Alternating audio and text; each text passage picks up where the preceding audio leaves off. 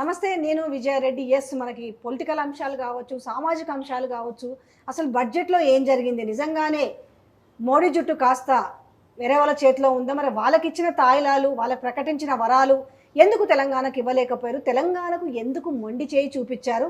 తెలంగాణ నుంచి ఎవరు మాట్లాడలేరనా? అసలు ఏమాత్రం కొంచెం కించిత్తు కూడా కాస్త ప్రేమ లేదా తెలంగాణ మీద? సో, ఈ విషయాలన్నిపైన డీప్ డిస్కస్ చేద్దాం. మనతో ఉన్నారు వి. ప్రకాష్ గారు.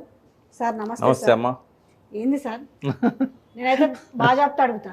ఆ, మోడీ జుట్టు అటు బీహారు, ఇటు ఆంధ్రప్రదేశ్ చేతిలో ఉందనుకోవచ్చా? అంటే అక్కడ ప్రకటించిన తాయిలాలు ఈరోజు అసలు మనకు పూరా మొండి చేయి చూపించారు. ఏమనుకోవచ్చు? అంటే వాళ్ళ వాళ్ళ పునాదుల మీదనే మోడీ ప్రభుత్వాన్ని ఏర్పాటు చేసింది.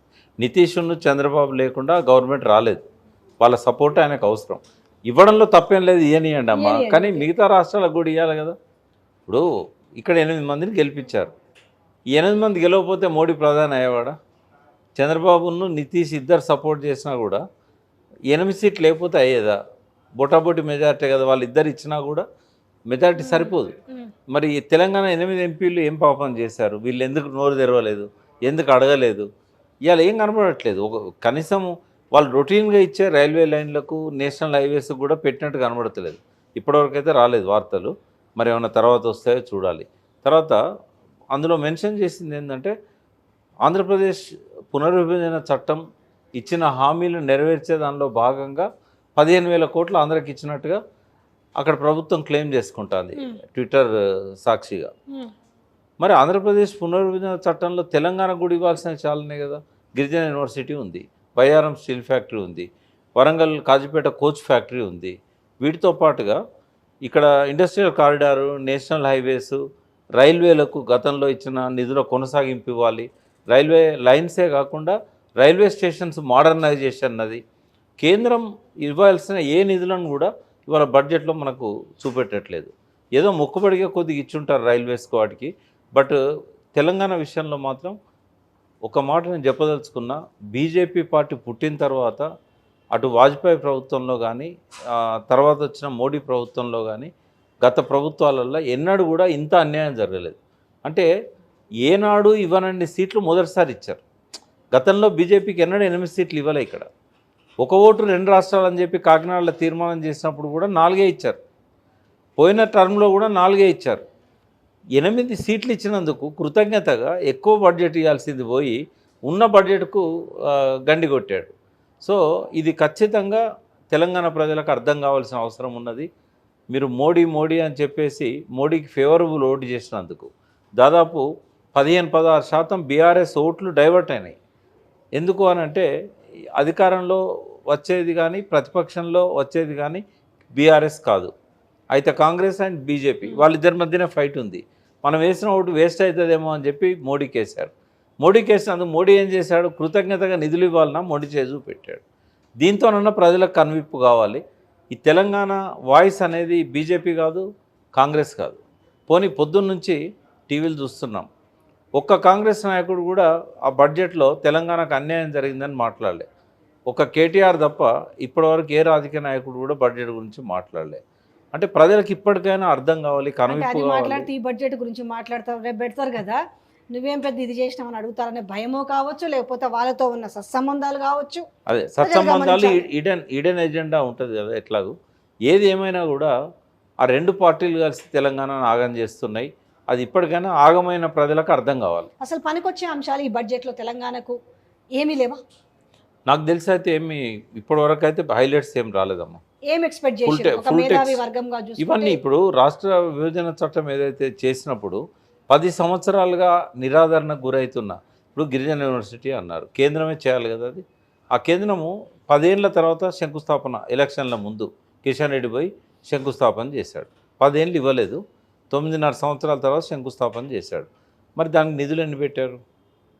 తర్వాత కేంద్రం ఇవ్వాల్సిన అన్నీ కూడా ప్రతిసారి మనకు డ్యూలే పెడుతున్నారు. మనకు రావాల్సిన అన్ని రాష్ట్రాలకు వచ్చినట్టు వాటా ఉంటుంది కదా మనది. ఆ పాత బకాయిలు చాలా ఉన్నాయి. అదనంగా మనకి ఏ ప్రాజెక్టులు ఇవ్వలేదు కొత్తగా. అంటే దేశంలో తెలంగాణ లేదా తెలంగాణ ప్రజలు మిమ్మల్ని గెలిపించలేదా? తెలంగాణకి ఎందుకు ఇంత మొండి చేయి చూపారనేది ప్రజలు నిలదీయాల్సిన అవసరం ఉన్నది బీజేపీ ఎంపీలను. ఇవాళ 2 మంత్రులు ఉన్నారమ్మా, వాళ్ళు ఇవ్వకపోగా గనులను ప్రైవేటీకరించడానికి గనుల శాఖ మంత్రి స్వయంగా ఈ ఈ ఈ రాష్ట్రం వాడు, ఈ సికింద్రాబాద్ నుంచి గెలిచిన వ్యక్తి, గనులను ప్రైవేటీకరించడానికి నిర్ణయంలో భాగస్వామి, ప్రధాన వ్యక్తి, సంతకం పెట్టే వ్యక్తి. అంటే మేలు చేయకపోగా కీడు చేస్తున్నారనేది ప్రజలకు అర్థం కావాలి. ఓట్లేసి గెలిపించినందుకు బడ్జెట్లో మనకి ఏ లాభం చేయకపోగా మన ఇంతకాలం నుంచి నమ్ముకున్న సింగరేణిని ఇవాళ ప్రైవేట్ వాళ్ళ పరం చేయబోతున్నారు.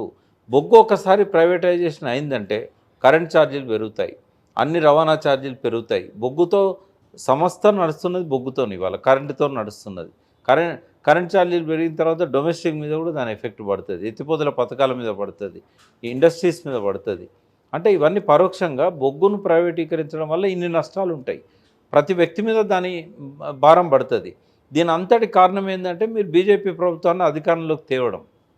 అంటే అన్నం పెట్టిన వాడికే సున్నం పెడతారు అని చెప్పడానికి ఈ బడ్జెట్, ఈ బీజేపీ వ్యవహరిస్తున్న తీరు ప్రజలు అర్థం చేసుకోవాలి. యావత్ దేశవ్యాప్తంగా ఈరోజు ఆకట్టుకున్నది ఒక అంశం ఉన్నట్టుంది కదా, వెండి బంగారం ధరల తగ్గింపు. పెద్ద అంటే భారీ స్థాయిలో ఉంటుందా, లేకపోతే ఎవరికి లాభం అమ్మా? ఇప్పుడు పేదవాడు నువ్వు ఒక 1000 రూపాయలు తగ్గించినా బంగారం కొనే పరిస్థితి ఉన్నదా? 10,000 తగ్గించినా కొనే పరిస్థితి ఉన్నదా? ఎవరికి లాభం అవుతుంది? ఇప్పుడు నిజంగా బిడ్డ పెళ్లి చేయాలని ఒక మధ్యతరగతి వాడు అనుకుంటాడు, వాడు ఎంత పెడతాడమ్మా తాలిబొట్టుకు, ఉంగరానికి అంతా కొడితే ఒక 4-5 తులాలు కూడా కొనలేడు కదా. ఎవరికి లాభం అవుతుంది చెప్పండి? ఇది మోడీని అది గద్దెకెక్కించిన సంపన్నులకు లాభం అవుతుంది. వాళ్ళే కదా బంగారం రూపంలో డబ్బునంతా దాచుకుంటున్నది, వాళ్ళకు లాభం అవుతుంది. నిజంగా ప్రతిసారి బడ్జెట్ అనేది మనం చూస్తుంటాం. దేశంలో ఈ బడ్జెట్ విధానము, రాష్ట్రాలకు కేటాయిస్తున్న విధానము నిజంగా సామాన్య ప్రజలకు ఎక్కుతుందా అండి? సామాన్య ప్రజలకు ఒకటి అర్థమవుతుంది ఏంటంటే, ఇగో ఈ బడ్జెట్ వల్ల మాకు ఏదైనా లాభం జరిగింది లేదా లాభం జరగలేదు చెప్పాలి వాళ్ళకి. ఎంతసేపు రాష్ట్రంలో పెట్టే బడ్జెటే ప్రజలకు డైరెక్ట్గా ఉంటుంది. కేంద్ర బడ్జెట్లో ఏముంటుందమ్మా? సంక్షేమ పథకాలు కొన్ని కేంద్రం ప్రవేశపెట్టేటివి ఉంటాయి.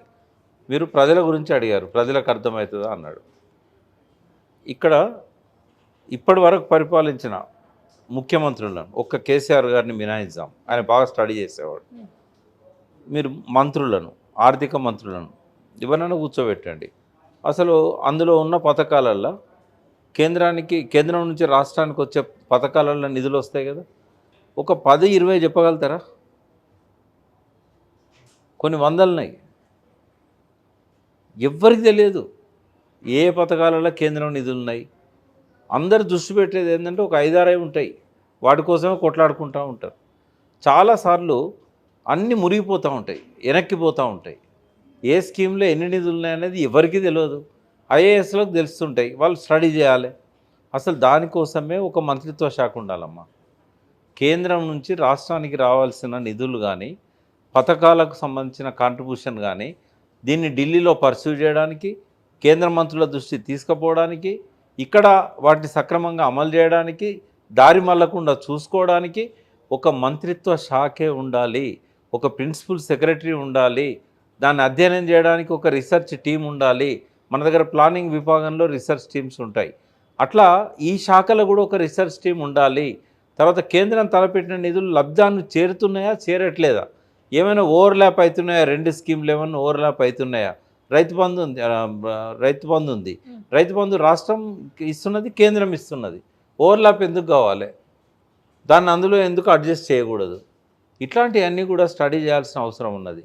దీనికి ఒక మంత్రిత్వ శాఖ ఉండాలి. రెండవది, రాష్ట్రం నుంచి ఎక్కువగా దిగుబడి అవుతున్న ధాన్యం కావచ్చు, ఉత్పత్తులు కావచ్చు, ఇక్కడ లాస్ట్ 10 ఇయర్స్లో ఒక్క తెలంగాణలోనే 2000 ఇన్నోవేషన్స్ వచ్చినాయి. చాలా కష్టపడి గొప్ప గొప్ప ఐడియాస్తోని టీ హబ్లోకి వచ్చి కేటీఆర్ గారు ఇచ్చిన సహాయంతో, అక్కడ ఉన్న ఇన్వెస్టర్స్ యొక్క సహాయంతో టీ వర్క్స్లో ఒక ప్రోటోటైప్ వస్తువును తయారు చేసి ఎవరు వస్తారా అని ఎదురు చూస్తున్న పిల్లల కోసము లార్జెస్ట్ ఇన్నోవేషన్ సెంటర్ను టీ హబ్ను ఏర్పాటు చేశారు కదా. మరి 2000 ఇన్నోవేషన్స్ని మార్కెటింగ్ చేయడానికి ఏం చేస్తున్నది ప్రభుత్వం? ఈ మార్కెటింగ్ లోపల చర్చ కూడా లేదు అసలు. ఇప్పుడు స్టార్టప్స్కు నిధులు ఆడ పెడుతున్నామని చెప్తున్నారు, మళ్ళీ ఎక్స్టెండ్ చేసాము 25th వరకు అని చెప్పారు. ఎవరికి వస్తున్నాయా నిధులు? వాటిని ఇక్కడ ఉన్న వాళ్ళకి తెలుసా? ఆ నిధులు తీసుకురావాలంటే ఏం చేయాలి? ఎవరో తెలిసిన వాళ్ళు ఎంపీలు లేకుంటే ఆ బీజేపీ ప్రభుత్వంలో ఉన్న వాళ్ళకు కేంద్రం నుంచి ఆ మినిస్టర్ ఫోన్ చేసి చెప్తాడు, మా దగ్గర ఇన్ని నిధులు ఉన్నాయి, మీరు అప్లై చేయండి, మీకు ఇస్తాం. అది ప్రతిపక్ష రాష్ట్రాలకు చెప్పరు. కాబట్టి బడ్జెట్లో ఏం పెట్టినా కూడా వాళ్ళు ఏముంటుందమ్మా అందులో సంక్షేమ పథకాలలో కొంత కాంట్రిబ్యూషన్ తప్ప కేంద్ర వాటా ఎప్పుడు వస్తుంది అంటే రాష్ట్ర వాటా ఇచ్చినప్పుడు వస్తుంది. ఇది తప్ప ప్రజలకు వచ్చేది ఏమున్నది కేంద్రం నుంచి? రెండోది ముద్రా లోన్స్ విషయంలో కూడా పెంచారు కదా, అసలు ఈ ముద్రా లోన్ నిజంగా జెన్యున్ పర్సన్స్కి అసలు బ్యాంక్ మేనేజర్లు అనేవారు పలకను కూడా పలకరు, దాన్ని పెట్టుకోవాలన్నా కూడా. బీజేపీ ఎంపీలు బీజేపీ నాయకులు బ్యాంకు మేనేజర్ల ద్వారా అప్లికేషన్స్ ఫార్వర్డ్ చేస్తే వాళ్ళకి ఇస్తారు. ఇది పార్టీ వాళ్ళ కార్యకర్తలకు వాళ్ళకు ఉపయోగపడేది. అది జెన్యున్గా స్ట్రీట్ వెండర్స్కి ఇవ్వాలి, అది తర్వాత చిన్న వ్యాపారస్తులకు ఇవ్వాలి. వాళ్ళకేమి ఉపయోగం ఉండట్లేదు. ఎంఎస్ఎంఈలు ఉన్నాయి, కొన్ని లక్షల అంటే కంపెనీస్ ఉన్నాయి, అందులో కొన్ని వేల కంపెనీస్ ఆపరేషన్స్లో ఉన్నాయి. వాళ్ళకి ఏమి ఇస్తున్నారు? కోవిడ్ టైంలో ఇచ్చిన సహాయం తప్పితే ఎన్నిటికీ ఆర్థిక సహాయం అందింది? 1,00,000 రూపాయలు ఇస్తే లోపట్నే పోతున్నాయి జనరల్గా వాళ్ళకే తప్పితే బయటి వరకు నిజంగా సామాన్యులు ఎవరికి కూడా దాని యొక్క బెనిఫిట్స్ పొందే అవకాశం ఎక్కడ కనబడతలేదు. లేదు. ఒకవేళ డిమాండ్ చేయాలన్నా కూడా ఈ ముఖ్యమంత్రులకు మంత్రులకు అందులో కమిషన్లు రావు కాబట్టి వాళ్ళు వాటిని పట్టించుకోరు. అందులో పర్టికులర్ కాంగ్రెస్ గవర్నమెంట్ అయితే అసలు వీటి జోలి కూడా పోదు, ఇది మన అంశమే కాదన్నట్టు ఉంటుంది. సరే, ఇక్కడ కూడా బడ్జెట్ రాబోతుంది 25th అనుకుంటా కదా బడ్జెట్. 25. దానిలో భాగంగా ఇక మొన్నటి నుంచి ఒక చర్చ పెద్దగా జరిగింది, కేసీఆర్ రాలే, తప్పించుకుపోయిండు, అది ఇది ఎవరు నోటుకు వచ్చినట్టు వాళ్ళు మాట్లాడారు కదా. ఇప్పుడు పోతాడనే అంశం బాగా తెరపైకి వస్తుంది. ఎట్లా ఉండబోతుండొచ్చు ఈక్వేషన్స్, ఎట్లా జరగబోతుంది అసెంబ్లీల పాత్ర? అంటే ఒక మెచ్యూరిటీ ఉన్న పర్సన్ ప్రతిపక్ష నాయకుడు అయినప్పుడు ప్రజలకు కొంచెం ఆసక్తి ఉంటుంది, తను ఏం మాట్లాడతాడు. తర్వాత ప్రతిపక్ష నాయకుడు ఎప్పుడు కూడా ప్రజల పక్షం ఉంటాడు. అధికారంలో ఉన్నప్పుడు కూడా ప్రజల పక్షం ఉన్నాడు కేసీఆర్, ప్రతిపక్షంలో ఉన్నప్పుడు కూడా ఆయన ప్రజల పక్షమే ఉంటాడు. ఉన్నప్పుడు ఏమైందంటే ఈ డొల్లతనం అంతా బయటపడుతుంది, ఈ ప్రభుత్వం చేసే డొల్లతనం అంతా బయటపడుతుంది. నిధుల కేటాయింపులో ఆయన 9.5 సంవత్సరాల్లో 9 బడ్జెట్ల రూపకల్పన కేసీఆర్ గారే చేశారు.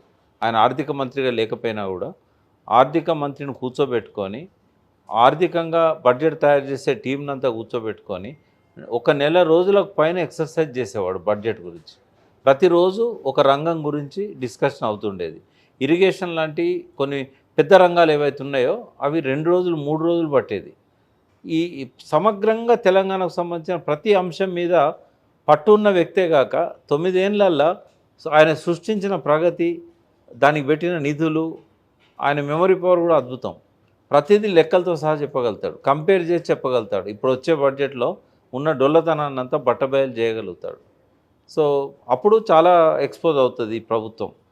ఎంత అంటే గతంతో పోల్చినప్పుడు ఎంత వెనుకబడి ఉంది వీళ్ళ ఆలోచన ధోరణి, ప్రజల కోసం ఆయన ఏం చేసిండు, వీళ్ళు ఏం చేస్తున్నారు.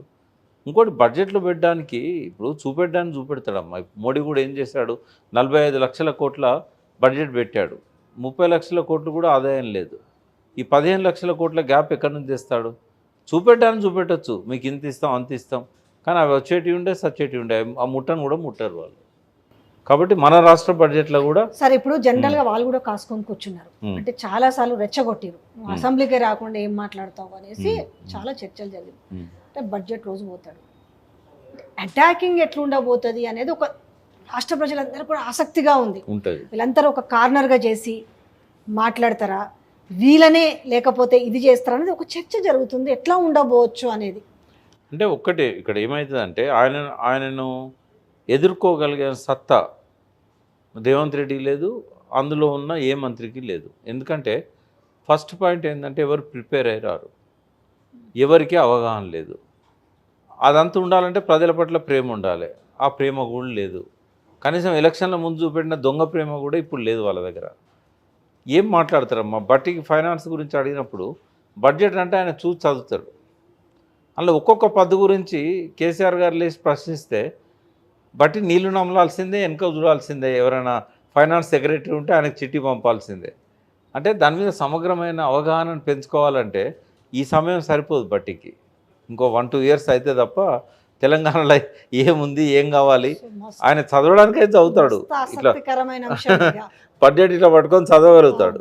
నేను మాత్రం ప్రిపేర్ అయి ఉంటారు కాబట్టి నాకు అవగాహన ఇప్పుడు ప్రిపేర్ కావాల్సిన అవసరం లేదు కేసీఆర్ గారు. ఆల్రెడీ మొత్తం ఆల్రెడీ ఆయనకి అంత మైండ్లో ఉంటుంది ఏ రంగానికి ఏం జరుగుతుంది ఎంత కావాలి కానీ వీళ్ళు ఈజీగా టాపిక్ డైవర్ట్ కూడా అట్లాగే జరుగుతుంది కదా. చేస్తారు. ఎంతసేపు ఇప్పుడు తను ఒకవేళ పాయింట్ లెవెల్ మీరు అన్నట్టుగా కేసీఆర్ గారికి జ్ఞాపక శక్తి, మెమరీ పవర్ ఎక్కువ, అవగాహన ఉంది, తెలంగాణ ప్రజల మీద ప్రేమ ఉంది, ఇన్ని ఉన్నాయి అని అంటున్నారు. కానీ రేపు ఒకటి మాట్లాడుతుంటే ఒకటి దాన్ని సైడ్ ట్రాక్ చేసి అదే జరుగుతుంది. రేపు జరగబోయేది అదే. ఆయన రెచ్చగొట్టే ప్రయత్నం చేస్తారు, అది తిట్లు తినే ప్రయత్నం చేస్తారు. తర్వాత ఇటుపక్క నుంచి అటుపక్క నుంచి వాదోపవాదాలు కాకుండా ముష్టి యుద్ధాల దాకా పోతుంది అది. తర్వాత మార్షల్స్ని పెట్టి బయటికి వెళ్ళగొట్టే ప్రయత్నం చేస్తారు, అసెంబ్లీ నుంచి సస్పెండ్ చేసే ప్రయత్నం చేస్తారు. కానీ వాదనలు ఎదుర్కొనే సత్తా లేనప్పుడు ఇటువంటి అన్నీ చేస్తారు. ఇవన్నీ జరగబోతాయి. ఎస్, ఇదొక ఇంట్రెస్టింగ్ మెయిన్. అయితే ఇంకొకటి ఉంది. ఇప్పుడు పార్టీ నుంచి బీఆర్ఎస్ పార్టీ కారు గుర్తు పైన గెలిచి హస్తం గుర్తులోకి పోయిన వాళ్ళు, సరే వాళ్ళ పాత్ర ఏముండబోతుంది అసెంబ్లీలో? వాళ్ళని చూస్తే నాకు సానుభూతి అనిపిస్తుంది, జాలి అనిపిస్తున్నది. ఇది కావాలి clarity అసలు. ఎందుకంటే పోవడానికి కూడా బాగా ఒత్తిడి ఉండేనమ్మా వాళ్ళ మీద. అంత ఈజీగా ఏదో అవకాశవాదులు వీళ్ళు దొంగలు అని నేను అన్నా. ఎందుకు అనంటే ఒత్తిడి అంటే ఒక్క దానం నాగేందర్ ఒక్కంది పక్కకు పెట్టేస్తే మిగతా వాళ్ళందరి మీద ట్రెమెండస్ ప్రెషర్ ఉండే. ఎందుకు అనంటే కేసీఆర్ గారు ఏం చేశారు, ఏ ఎమ్మెల్యే వచ్చినా కూడా ఆయన ఒక దానకర్ణులాగా బిహేవ్ చేశాడు. ఏ పని అడిగితే ఆ పని ఇచ్చేసిండు. అవన్నీ పనులు చేసి ఉన్నారు. అందరికీ బిల్లులు రావాల్సి ఉన్నది. నేను ఇయ్యను పొమ్మన్నాడు రేవంత్ రెడ్డి. మీరు పార్టీలోకి వస్తేనే ఇస్తా, లేకపోతే ఇయ్యను. ఇంకొంతమంది మీద ఏం చేశాడు, పెద్ద ఎత్తున ఒత్తిడి పెంచాడు. మైపాల్ రెడ్డి, గూడెం మైపాల్. ఆయన ముఖం చూసిన రోజు అయితే ఆ పార్టీలో పోయిన రోజు కనీసం ఫోటో కోసం కూడా ఆయన 390 కోట్ల పెనాల్టీ వేశాడు ఆయనకి. క్రషర్ బిజినెస్లో అంత ఉంటుందా లాభం? 390 కోట్ల పెనాల్టీ. ఇంకొక జగిత్యాల సంజయ్ కూడా అట్లా బెదిరించారట కదా. అదే అందరినీ. ఇప్పుడు సార్ ఆయన పెద్దగా రాజకీయ నాయకుడు కాదు, ఆయన బై ప్రొఫెషన్ డాక్టర్. అయినప్పటికీ కూడా బెదిరించారు. అంటే బెదిరించడం అంటే ఎట్లా అంటే ఆయన కేసీఆర్ గారి దగ్గర ఉన్న అనుకూల ధోరణి వల్ల చాలా పనులు తీసుకెళ్ళి చేయించాడు. ఆయన ఒక మంచి పట్టుదల మనిషి.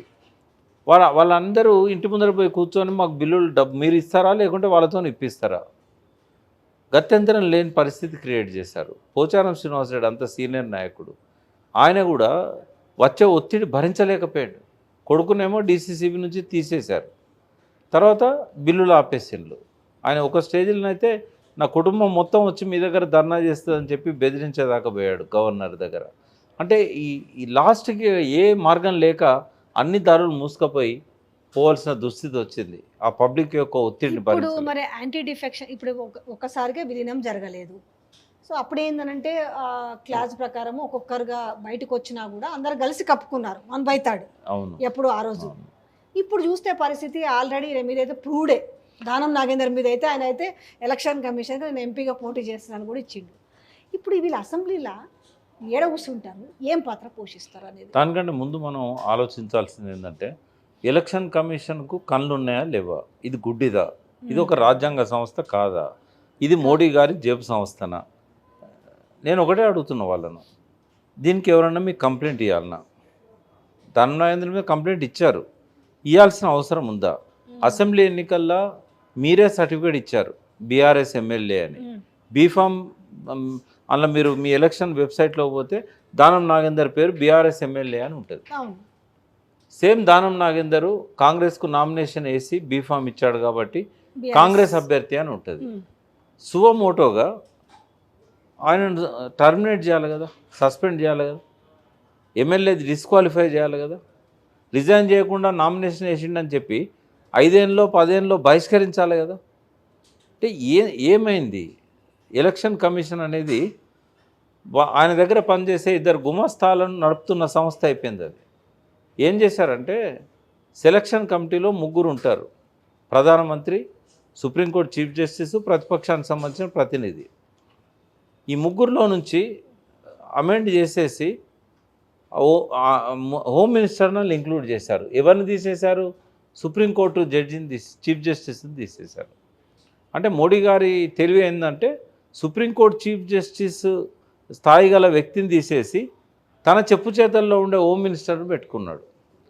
ప్రతిపక్ష నాయకుడిని అనేది మైనారిటీ అవుతుంది, 3 ఉంటారు, 3 ఇట్లో 2 ఫైనల్ అవుతుంది. ఎలక్షన్ల ముందే జరిగింది ఇది. అప్పుడు 2 వేకెన్సీలు ఉండే ఎలక్షన్ కమిషన్లో. ఆ ఇద్దరిని సెలెక్ట్ చేయాల్సిన వాళ్ళు ఎవరు అంటే ఈ ముగ్గురు. ఆ ముగ్గురులో ఈ సుప్రీంకోర్టు చీఫ్ జస్టిస్ని తీసేసి హోమ్ మినిస్టర్ వచ్చిన తర్వాత వీళ్ళిద్దరు కలిసి పెట్టుకున్నది ఎవరిని అంటే ఆ ఇద్దరిట్లో ఒక ఆయన అమిత్ షా దగ్గర గుమస్తాగా పనిచేసిన ఆయన, గుమస్తా అని అనకూడదు, ఐఏఎస్ ఆఫీసర్, అంటే ఆయన సబార్డినేట్, ఆయన శాఖలో హోం శాఖలో ఎస్ బాస్ అన్న వ్యక్తిని మోడీ తన ప్రైమ్ మినిస్టర్ ఆఫీస్లో పనిచేసే వ్యక్తిని తెచ్చిపెట్టుకున్నాడు. ప్రతిపక్ష నాయకుడు మాట్లాడడానికి అవకాశం లేకుండా చేశారు. ఆయనకు రాత్రిపూట 600 పేర్లు పంపించారు ఇళ్ళకెళ్ళి ఫైనల్ చేయమని, షార్ట్ లిస్ట్ చేయమని. ఎవరైనా ఏ నాయకుడైనా రాత్రికి రాత్రి 600 పేర్లు వాళ్ళ క్యారెక్టర్లు వడబోసి 6 పేర్లు తీయగలుగుతారా? ఆయన నిద్రపోవాలి కదా, కాలకృత్యాలు తీర్చుకోవాలి కదా. సాయంత్రం 6 గంటలకు పంపి రేపు పొద్దున 10 గంటలకు మీరు షార్ట్ లిస్ట్ చేసుకొని రండి. పొద్దున 10 గంటలకు పోయేసరికి ఏం చేశారు? వాళ్ళే తీసుకొచ్చి 6 పేర్లు పెట్టారు. పెట్టి ఒక గంట లోపల వాటిని ఫైనల్ చేసేసి ఆ ఇద్దరు ప్రైమ్ మినిస్టర్ దగ్గర పనిచేసిన ఆయనను, హోమ్ మినిస్టర్ దగ్గర పనిచేసిన ఆయనను ఎలక్షన్ కమిషన్లో పెట్టారు. ఈ ఎలక్షన్ కమిషన్లో అదివరకే ఒక ఆయన ఉన్నాడు, ఆయన కూడా వాళ్ళ మనిషే. ఈ ముగ్గురు కలిసి ఏం చేశారు? భారతదేశం పరువు తీశారు. ఆ రాజ్యాంగ సంస్థను మోడీ జేబు సంస్థగా మార్చారు. నిజంగానే వాళ్ళు మాది రాజ్యాంగ సంస్థే, మేము మోడీకి ఏజెంట్లం కాదు అనుకుంటే దానం నాగేందర్ని సస్పెండ్ చేయండి. ఏ సాక్ష్యం కావాలి మీకు? అంటే కళ్ళుండి చూడలేని గుడ్డిది అయిపోయిందా ఎలక్షన్ కమిషన్? లేకుంటే మోడీ చేతిలో వెదురుబద్దగా మారిందా, జేబు సంస్థగా మారిందా? అదే ఓపెన్ సీక్రెట్ ఏముంటుంది. కాబట్టి ఇప్పుడు వీళ్ళ పాత్ర ఏంది? ఎటువైపు కూర్చోవాలి ఇప్పుడు? ఎందుకంటే ప్రూవ్డ్ కదా. సరే మీరు అన్నట్టుగా ఇప్పటికే అన్ని ప్రూవ్స్ ఉన్నప్పటికి కూడా కళ్ళుండి గుడ్డిదైంది అన్నట్టుగా వ్యవస్థ ఉంది. ఇప్పుడు వీళ్ళ పాత్ర ఏంది అంటున్నాను. పాత్ర ఏముంటుందమ్మా? వాళ్ళు ఉంటారు, వెనకాల కూర్చుంటారు, కాంగ్రెస్ దిక్కు భజన చేస్తుంటారు. టీఆర్ఎస్ వాళ్ళు మాట్లాడుతుంటే మైకులు ఆపాలని గోల చేస్తుంటారు. వీళ్ళంతా ఇప్పుడు రేవంత్ రెడ్డి ఎట్లా చెప్తే ఆ ఇషారాతో పనిచేయాల్సి వస్తుంది తప్ప అధికారికంగా వాళ్ళు ఇంకా టీఆర్ఎస్ఏ. అదే నేను అనేది, ఇంకా అధికారికంగా అదే కదా. మరి ఇప్పుడు వీళ్ళది రేపు వాళ్ళు ఎటు కూర్చున్నా కూడా వాళ్ళు భజన చేసేది రేపు రేవంత్ రెడ్డికే. భజన చేయకపోతే బిల్లులు రావు కదా, మళ్ళీ ఆయన భజన చేయాల్సిందే. కానీ అసెంబ్లీ ప్రూవ్డ్ కదా. ఇప్పుడు వీళ్ళు కూర్చొని మాట్లాడిన విధానం కూడా ఒక అంటే ఎక్కడ కూర్చుంటారు అనేది ఇంపార్టెంట్ కాదు, ఎవరి దిక్కు మాట్లాడుతున్నారు అదే అంటున్నాను. అది పాయింట్ కదా అంటున్నాను. అదే పాయింట్. వీళ్ళు గులాబీ కండువలు వేసుకోరు, వీళ్ళు 3 రంగుల కండువలు కూడా వేసుకోరు, ఉంటారు అట్లా సైలెంట్గా కూర్చుంటారు. రేవంత్ రెడ్డి ఇషారా చేస్తే లొల్లి పెడతారు లేసి. అంతకుమించి వాళ్ళు చేయగలిగింది. కానీ ఒక్కటి అభినందించాల్సింది ఏంటంటే ఒక దానం నాగేందర్ తప్ప పోయిన ఏ ఒక్కరు కూడా కేసీఆర్కి అగనిస్ట్గా మాట్లాడతలేరు. ఆయన ఏదో మాకు తక్కువ చేసిండని ఎక్కడ చెప్పట్లేదు. స్టార్టింగ్లో కడియం మాట్లాడిండు. కడియం మాట్లాడింది ఏంటంటే ఆయనను పర్సనల్గా టార్గెట్ చేశారు కాబట్టి డబ్బులు తీసుకొని పోయి అక్కడ బిడ్డను నిలబెట్టి మళ్ళీ వెంటనే ఇటు మారిండు అనేది, తర్వాత ఆయనే ప్రభుత్వం కూలుతుందని చెప్పి ఆయనే దానిలోకి వెళ్ళిపోయిండని ఇవన్నీ ఉన్నాయి. కానీ కడియం కూడా ఆయన సమయస్ఫూర్తి ఉన్నోడు, అట్లా ఏం మాట్లాడు. సరే ఇప్పుడు దానం మీద కనీసం అవుతుందా? వీళ్ళు కూడా ఫైట్ చేస్తారు కాబట్టి బీఆర్ఎస్ వాళ్ళు. సో ఆయన ఎమ్మెల్యే పదవి ఉంటుందా, ఊడుతుందా? అంటే రాజ్యాంగం పట్ల ఒక ఎంట్రికంత గౌరవం ఉన్నా కూడా, ఇంత పర్సంటేజ్ గౌరవం ఉన్నా కూడా వాళ్ళు ఆయన డిస్క్వాలిఫై చేయాలి. రేవంత్ రెడ్డి రిజైన్ చేసి మళ్ళీ నిలబడమని చెప్పాలి. ఇంకోటమ్మా ప్రజలకు తెలవాలి, యాంటీ డిఫెక్షన్ లా తీసుకొచ్చింది ఏ పార్టీ? టీఆర్ఎస్ఆ, బీజేపీ? కాంగ్రెస్ కదా, రాజీవ్ గాంధీ గారు తెచ్చింది. దాన్ని అమలు చేస్తామని చెప్పి దేశమంతా ప్రచారం చేసింది ఎవరు? రాహుల్ గాంధీ. మరి నీ ముఖ్యమంత్రి దాన్ని తుంగలో దొక్కుతున్నప్పుడు నీ నోరు ఎందుకు పెగలడం లేదు? రాహుల్ గాంధీ ఎందుకు మాట్లాడడం లేదు? ఎందుకు రేవంత్ రెడ్డి మీద చర్య తీసుకోవడం లేదు? పోయి కండవ కప్పుతాడు రాహుల్ గాంధీ. అంటే నీ మాటకి ఏమన్నా విలువ ఉందా? రేవంత్ రెడ్డి ఏదైతే అమెరికాలో చెప్పిండో, ప్రజలు మోసపోతూనే ఉంటారు, ప్రజలను మేము మోసం చేస్తూనే ఉంటాం. ఇదంతా ప్రజలు గమనించాలి, వాళ్ళకి ఆ సోయి రావాల్సిన అవసరం ఉంది. ఇంకొక విషయం, రుణమాఫీ విషయంలో అంటే మేము మొన్న కూడా గ్రౌండ్కి వెళ్ళి వచ్చాం. 10 మందిని పలకరిస్తే అందులో 2కో 3కో మాత్రమే పడింది. రిమైనింగ్ అందరు కూడా అసలు ఆ కారణాలు ఏంటో కూడా తెలియదు. లక్షలోపు రుణమాఫీ గురించి 7,000 రూపాయలు రైతు బంధు పథకానికి ఇవ్వాల్సిన పైసలు కూడా కనీసం కేటాయించలేదు. లక్షలోపు రుణాలకి 6,098 కోట్లు మాత్రమే కేటాయించారు. అంటే తాయిలాలు తన్నుకు సావండి అనే టైప్లా. కానీ తెలంగాణలోనే కాకుండా, తెలంగాణ ప్రజలకే కాకుండా నమ్ముతారో నమ్మరు అనేసి నేషనల్ వైడ్గా ఒక అడ్వర్టైజ్మెంట్ చేసుకుంటున్నారు. ప్రపంచంలోనే ఎవ్వరు చేయలేదు, ఇది రేవంత్ రెడ్డి చేసిరు అనేసి. కానీ బాజాబ్తా కళ్ళ ముందు కనబడుతుంది, గోసపడుతున్నారు, బ్యాంకుల చుట్టూ తిరుగుతారు, అగ్రికల్చర్ అధికారుల చుట్టూ నోడల్ ఆఫీసర్ అన్నారు, అదన్నారు ఇదన్నారు. కానీ చాలా గొప్పగా అంటే నిక్కచ్చిగా అబద్ధం చెప్తున్న వైనం కనపడుతుంది. అంటే నేను కూడా ఒక తెలంగాణ బిడ్డగానే చెప్తున్నా, చూస్తుంటే వాళ్ళ గోస చూస్తుంటే మమ్మల్ని నమ్మిరు. ఒక 19,000 కోట్ల అవసరం, 1,00,000 లోపు రుణమాఫీకి, అట్లాంటిది 6,098 కోట్ల బడ్జెట్ పెట్టి ఈరోజు మేము ప్రపంచంలోనే ఎవ్వరూ చేయలేదని చెప్పుకుంటారు, రేపు అసెంబ్లీలో కూడా చెప్పుకుంటారు. ఇంత అబద్ధాన్ని ఎట్లా జీర్ణించుకోగలగాలి తెలంగాణ ప్రజలు? ప్రజలకు అర్థమైంది మమ్మల్ని మోసం చేసిండు రేవంత్ రెడ్డి అని. కాకుంటే వాళ్ళ చేతులు ఇప్పుడు ఏ ఆయుధం లేదు. రేపు లోకల్ బాడీస్ వస్తున్నాయి, వచ్చినప్పుడు మట్టి కరిపించాలి ఆ ప్రభుత్వాన్ని. ఇప్పుడు నేను ఏం మాట్లాడినా కూడా మీరు రుణమాఫీ మీద మాట్లాడిన వీడియోలో మీరు చెప్పిన అంశాలన్నీ కూడా నేను చెప్పలేను. అంత ఇన్ఫర్మేషన్ మీరు ఇచ్చారు. హరీష్ రావు గారు వీడియో ఓపెన్ చేస్తే ఒక్కొక్క అంశం మీద ఆయనే ప్రతిదీ పూసగుచ్చినట్టు చెప్పాడు. ఈ 2 వీడియోలను చూడాల్సిందా నేను ప్రజలను కోరుతున్నా. ఎందుకంటే మీరేమో ప్రజల దగ్గర పోయి ఇంటర్వ్యూ చేశారు, ఆయనేమో ఏం జరుగుతుందో మొత్తం తెలుసుకొని చెప్పాడు. అంటే ఎంత అంటే ఒక బీపీ పెరుగుతూ ఉంది. ప్రజలకు ఆయన ఏం చెప్పిండు, ఏం చేసిండు అనేది చూస్తే ఇంత దుర్మార్గంగా భారతదేశంలో ఏ ముఖ్యమంత్రి వివరించలేదు. కేసీఆర్ గారు కూడా రుణమాఫీ చేసిండు, కానీ 7 నెలల కాలము ఎట్లా ఎగ్గొట్టాలని కేసీఆర్ ఆలోచించలే. రేవంత్ రెడ్డి ఈ 7 నెలల కాలం అంతా కూడా ఎట్లా ఎగ్గొట్టాలి, 41,000 కోట్లు అవుతున్నది మొత్తం అందరికి ఇవ్వాలంటే, దీన్ని ఎట్లా తగ్గించాలి, దీన్ని కేంద్ర పథకంతో ముడిపెడతాడు, దీన్ని రేషన్ కార్డుతో ముడిపెడతాడు, దీన్ని ఇతర కుటుంబ సభ్యులతో ముడిపెడతాడు, దీన్ని బంగారం లోన్తో ముడిపెడతాడు, ఇట్లా దీని గవర్నమెంట్ జాబ్లో ఉన్న వాళ్ళతో ముడిపెడతాడు. ఇంట్లో ఒక్కరు గవర్నమెంట్ రాదు. అంటే ఇవన్నీ కూడా ఏంటంటే ఎట్లా మోసం చేయొచ్చు ప్రజలని చెప్పి 7 నెలలు ఆలోచించాడు. 7 నెలలు ఆలోచించి ఆయన తీసుకున్న నిర్ణయం ఇది. ఆయన ఆలోచించిన టైం అంతా ప్రజలు వడ్డీలు కట్టాలి. కానీ నిజంగా చెప్పాలంటే నాకు పార్టీలతో సంబంధం లేదు, కానీ అంత అబద్ధాలు చెప్తుంటే కడుపులో బగ్గు అంటుంది తెలుసా. అంటే చూశాను, మీ వీడియోలు అన్నీ చూశాను. అడిగి పోతే మళ్ళీ వడ్డీ ఇచ్చింది లేట్, వీలే December 9 వరకు వీళ్ళ గైడ్ లైన్స్. దానికి కారణం ఎవరు? ఆలస్యానికి. బ్యాంకులోకి పోతే మీరు ఈ వడ్డీ కడితేనే మీకు మేము పుస్తకం మీద రాసిస్తాం. నాకు అడిగినంత వరకు కూడా తెలియదు ఇది ఒకటి ఉందా అనేసి. కన్ఫ్యూజ్ తెలుసా. ఆ మాట హరీష్ రావు గారు దానిలో కూడా లేకుండే, మీరు చెప్పినాకనే అందరికీ తెలిసి. ఫస్ట్ నేను కూడా నమ్మలే, వీళ్ళు ఏదో వీళ్ళని పాపం వీళ్ళని మోసం చేస్తున్నారేమో ప్రజలను అనుకుంటే బ్యాంకులకు పోయి అడిగితే చెప్తున్నారు. ఇప్పుడు మీరు చెప్పిన దాని వల్ల ఏమైందంటే ఇవ్వకుండా వాళ్ళని మోసం చేసిండు, ఇచ్చి వీళ్ళని మోసం చేసి మేము బయట పెట్టినందుకు మమ్మల్ని తిడుతున్నారు, మమ్మల్ని బెదిరింపు కాల్స్, మమ్మల్ని విజయారెడ్డి ఏం చేస్తుంది, విజయారెడ్డి తల్లిదండ్రులు ఎవరు, ఈ వాకబులు జనాన్ని రియాలిటీ బయటకు తీసుకొస్తే ఇంత నేపథ్యం. ఇంకొకటి కాళేశ్వరం, ఈ కాళేశ్వరం సబ్జెక్ట్ నాకు తెలిసి వీళ్ళు మళ్ళీ గద్దె దిగేంత వరకు ఇది మంచి హాట్ టాపిక్ ఉంచుతారేమో. 92,000 కోట్లు అయింది, 92,000 కోట్లు ఇప్పటిదాకా అఫీషియల్గా అయింది కదా. సరే కూలుతుంది, అది పోతుంది, కొట్టుకుపోతుంది అది అన్నారు. మరి ఇప్పుడు ఏదో నీళ్ళు ఉన్నాయట, ఆ నీళ్ళని ఎందుకు ఇస్తలేరు అని ప్రజలు అడుగుతున్నారు. అది కూలిపోతుంది కొట్టుకుపోతుంది అనేసి మేము సముద్రంలోకి వదులుతారని అల్ల సబ్జెక్టు లేని వాళ్ళు కూడా వచ్చి ప్రెస్ మీట్లు పెట్టి మాట్లాడుతున్నారు. ఇది ఒక పాయింట్. రెండో పాయింట్, ఇది 92,000 కోట్లు అయితే 1,00,000 కోట్లు తిన్నారని కూడా చెప్పారు. ఓకే, అదొక పాయింట్. నిజంగా ప్రజలను నమ్మించగలిగిన తెలివైతే వాళ్ళ దగ్గర ఉండిందని. ఇలా మూసీ ప్రక్షాళన బ్యూటిఫికేషన్ కోసం 3 నెలల క్రితం 50,000 కోట్లు అన్నారు. మళ్ళీ 3 నెలలు అయ్యేసరికి ఆయన జూపల్లి ఓసారి మాట్లాడుతూ 70,000 కోట్లు అన్నాడు, పెరిగింది అంచనా. దాని తర్వాత ఈయన 5 ఏళ్లలో 1,50,000 కోట్లు పెట్టి మేము బ్యూటిఫికేషన్ చేస్తామని చెప్తున్నారు.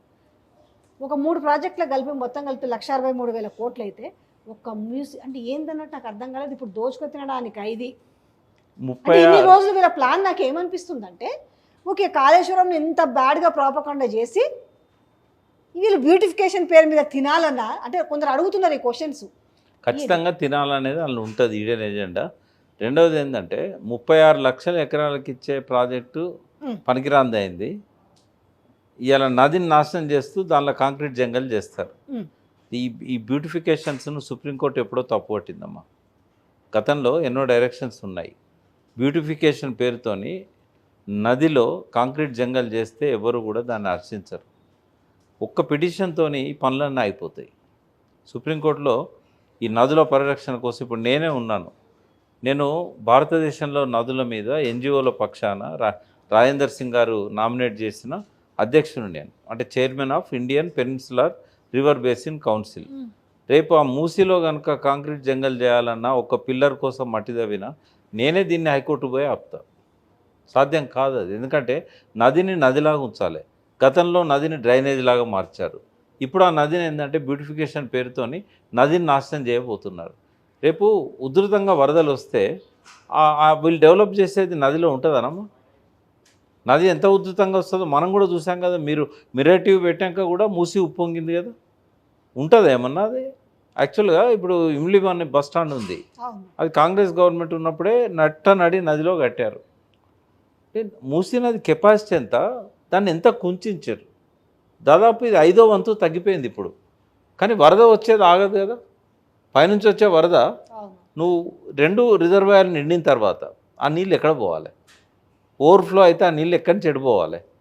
నీ మూసీ సుందరీకరణలో ఒక్క వర్షానికి ఒక్క వరద వచ్చిందంటే ఏమైనా మిగులుతుంది? దానిలో మొత్తం కొట్టుకుపోతుంది. ఇప్పుడు జనాలకు అర్థం కాని ప్రశ్న ఏంటంటే 244 కిలోమీటర్లు మూసి పరిధి అనుకుంటా కదా, అనంతగిరి నుంచి ఓన్లీ 55 హైదరాబాద్ వీళ్ళు తీసుకున్నది 50, మొత్తం అయితే 244 కిలోమీటర్లు మొత్తం ఉంటుంది అనంతగిరి టు వాడపల్లి వరకు. బట్ 55 కిలోమీటర్లు వీళ్ళు ఆధునీకరణ చేసేది ఎక్కడి నుంచి ఏం అంటే చేస్తారు చెప్పండి అసలు.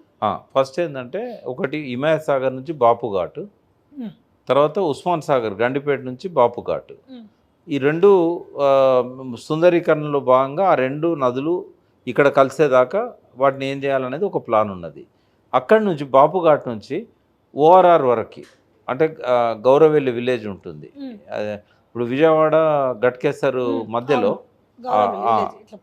ఆ కిందికెళ్ళి విజయవాడ రోడ్డును అటు గట్కేసర్ రోడ్ పోతుంది కదా, రెండింటి మధ్యలో మూసి ఉంటుంది.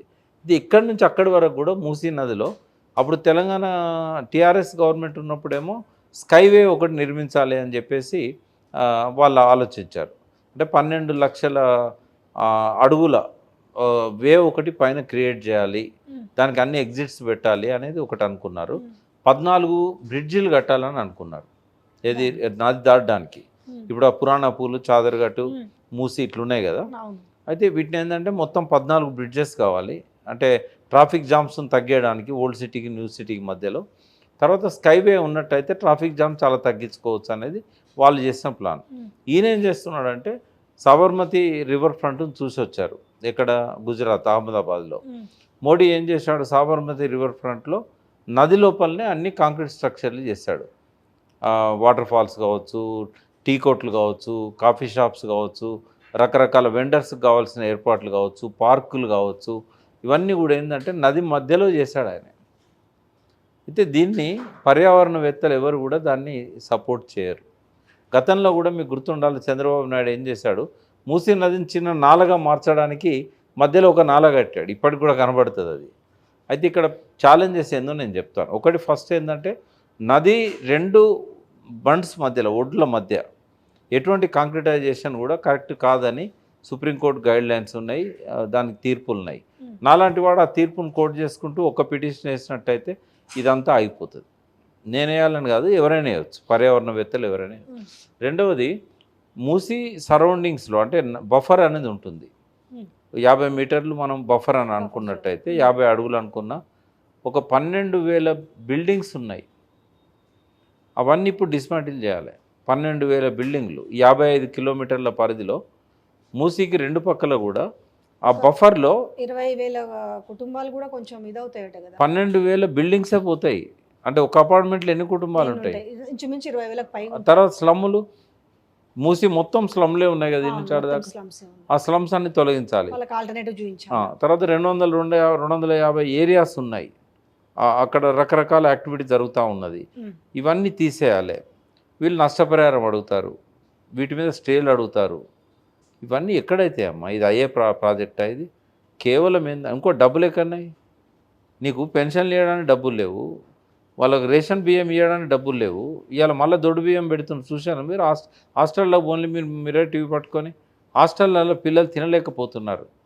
దొడ్డు బియ్యము అవి ఎప్పటి నుంచో ఎఫ్సిఐ గోడౌన్లలో మూలిగి ఉన్నాయి. ఎక్కడ ఓపెన్ చేస్తే వాళ్ళు లక్క పురుగులు వస్తాయి మొత్తం. ఆ బియ్యం అంతా పురుగులు పడ్డ బియ్యం ఆ పిల్లలతోనే జరిగిస్తూ ఉన్నారు. ఎందుకంటే అన్ని బియ్యం జరగాలంటే వాళ్ళ దగ్గర స్టాఫ్ లేరు. పిల్లలే బియ్యం జరుపుకుంటాను, పురుగులను తీసేసుకుంటాను, ఆ దొడ్డు బియ్యం తినలేకపోతాను. అంటే చిన్న ఇంటికి పిల్లల దిక్కు లేదు, బ్యూటిఫికేషన్ చిన్న పిల్లలకు సన్న బియ్యం ఇచ్చే దిక్కు లేదు, బ్యూటిఫికేషన్ కావాలంటాడు. ఇలా టీఆర్ఎస్ ప్రభుత్వం మీద దుమ్మెత్తి పోసింది ఇన్ఫ్రాస్ట్రక్చర్ లేదు అని. ఇవాళ మీ బడ్జెట్లో రేపు పెడతారా ఓ 5-6 వేల కోట్లు పాఠశాలల భవనాలకు వీటన్నిటికి పెట్టాలి కదా. పెండింగ్లో హాస్పిటల్స్ ఉన్నాయి, అన్ని కన్స్ట్రక్షన్లో మధ్యలో ఉన్నాయి. మీరు కెమెరా తీసుకుపోయి తిప్పండి, వరంగల్ హాస్పిటల్ 24 అంతస్తులది, దాన్ని పూర్తి చేయడానికి డబ్బులు లేక 13 అంతస్తులతో సంతృప్తి చెందాం మనం అని చెప్పి దానికి ఏదో రూల్ పెడుతున్నారు, హాస్పిటల్స్ 13 కంటే ఎక్కువ ఉండకూడదని.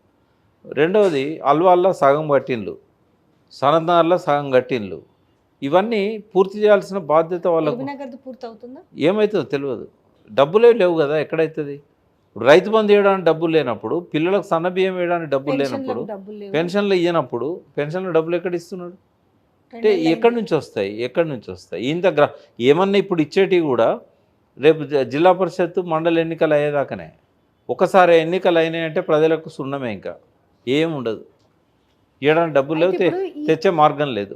ఓకే, ఈ మూసీ నది బ్యూటిఫికేషన్ ప్రక్షాళన లాభం అంటే మెరిట్స్ డిమెరిట్స్, దీనివల్ల ప్రజలకు అయ్యే ఉపయోగం, చేయకుంటే వాళ్ళకు వచ్చే నష్టం ఏంది, చేస్తే లాభం ఏంది, ఏదో ఒకటి ఉంటుంది కదా, లాభ నష్టాలు రెండు ఉంటాయి. ప్రజలకు లాభం జరగాల్సింది ఏంటంటే మూసీ ప్రక్షాళన మురికి నీరును శుభ్రమైన నీరుగా మార్చాలి. ఆ పని ఆల్రెడీ కేటీఆర్ గారు చేశారు కదా. 33,600 కోట్లు పెట్టి ఎస్టీపీలు కడుతున్నారు. సరే, ఆ ఎస్టీపీలు ఎంతకాలం ఉంటాయి, పని చేస్తాయా లేదా, అది వీళ్ళు నిర్వహించే తీరును బట్టి ఉంటుంది. అంటే మూసీలోకి మురికి నీటిని తెచ్చే ప్రతి నాలాను కూడా వాళ్ళు ఐడెంటిఫై చేసి, ఆ నాలా ఎక్కడి నుంచి వస్తుందో ఆ చెరువులన్నింటినీ కూడా శుభ్రం చేయడానికి ఆల్రెడీ తెలంగాణ రాష్ట్ర సమితి గవర్నమెంట్ ఉన్నప్పుడే బడ్జెట్ కేటాయించారు. బడ్జెట్ కేటాయించడమే కాదు, ఖర్చు చేశారు. సంస్థలు అన్నీ కూడా దాదాపుగా ప్రారంభించడానికి సిద్ధంగా ఉన్నాయి. అవి అదే ప్రజలు కోరుకున్నది, మూసీలో శుభ్రమైన నీళ్లు రావాలి అని. కానీ మూసీలో పార్కులు ఉండాలి, మూసీలో వాటర్ ఫాల్స్ ఉండాలి, మూసీలో వ్యాపారాలు సంస్థలు ఉండాలి అంటే రేవంత్ రెడ్డి గారి పార్టీ కార్యకర్తల కోసం, ఆయనను ఎవరైతే ఆదరించిందో వాళ్ళకు లాభం చేకూర్చడం కోసం ఆడ షాపింగ్ మాల్స్ రావాలి, ఆడ పార్కులు కావాలి, ఆడ బ్యూటిఫికేషన్ కావాలి. ఈ మూసి ఇంతకాలం నుంచి ఎట్లుందో దాన్ని అట్లాగే నీళ్ళను ప్రక్షాళన చేసి పవిత్రంగా ఉంచితే చాలు, నదిని నదిలాగా ఉంచితే చాలు. ఇవి కాంక్రీట్ జంగల్ చేయడం వల్ల నష్టమే తప్ప లాభం లేదు. అయితే ఎందుకు ఇన్ని సమస్యలు ఉన్నాయి ఇప్పుడు? విద్య, వైద్యము, మీరు అన్నట్టుగా విద్య, వైద్యము, సంక్షేమ పథకాలు, డెవలప్మెంట్, ఇన్ని ఇష్యూస్ ఉండగా ఎందుకు ఈ ప్రాజెక్ట్ని ఎందుకు చేపట్టాలనుకుంటున్నారు? వ్యయం కూడా 3 నెలల క్రితం పెట్టింది 50,000 కోట్లు అన్నారు, తర్వాత 70,000 కోట్లకు వచ్చింది, ఇంతవరకు తట్టడి మట్టనే తీసిరా నాకైతే తెలియదు, మరి తీసిరో లేదో నాకు తెలియదు. ఇప్పుడు దాన్ని నేను 5 ఏళ్లలో 1,50,000 కోట్లతోటి నేను ఫినిష్ చేస్తా అని చెప్పడం వెనక ఏం మతలబు ఉండొచ్చు? అయితే అలా ఇప్పుడు ఒక ముఖ్యమంత్రికి నిధులు కావాల్సి వచ్చినప్పుడు కాంట్రాక్టర్స్ దగ్గర నుంచే వస్తాయి కదా. మరి కాంట్రాక్ట్లు ఇవ్వాలంటే దీనికైతే కొంత లోన్ వచ్చే అవకాశం ఉంటుంది. ఇప్పుడు మిగతా పనులకు లోన్స్ దొరకవు. ఇక్కడ మాల్స్ కడతారు కదా, మాల్స్ పేరు మీద లోన్స్ వస్తాయి, ట్యాక్సులు వస్తాయి, ఆ ట్యాక్స్ రెవెన్యూ పెరుగుతుంది. దీన్ని చూపెట్టి ఈ కాంక్రీట్ వర్కులలో అన్నింటిలో కమిషన్స్ ఉంటాయి. మెయిన్గా ఈ కరప్షన్కి ఎక్కువ అవకాశం ఉండే వర్క్స్ ఆయన చూస్తున్నాడు. ప్రజలకు బాగా ఉపయోగపడే వర్క్స్ కంటే కరప్షన్కి ఎక్కువ అవకాశం ఉండే వర్క్స్ చూస్తున్నారు. అంటే రెండు ఇట్లా అనుకోవచ్చా? లేదనంటే ఆనాడు కేసీఆర్ కాళేశ్వరం కట్టి ఆయన ఒక చాలా గుర్తింపు పొందాడు, మర్చిపోలేదు. నేను కూడా ఈ ఎందుకంటే ఆయన ఒక 1,00,000 కోట్ల బడ్జెట్ పెట్టి ఆయన చేసిండు కాబట్టి నేనేం తక్కువ తిన్నా, నేను 1,50,000 కోట్లు పెట్టి నేను ఇది చేసేసి నేను చరిత్రలో నిలిచిపోవాలని ఏమైనా ఉందా? అది అయ్యేదాకా ఆయన ఉండడు కదా, అది మొదలయ్యేదాకా కూడా ఉండడు ఆయన.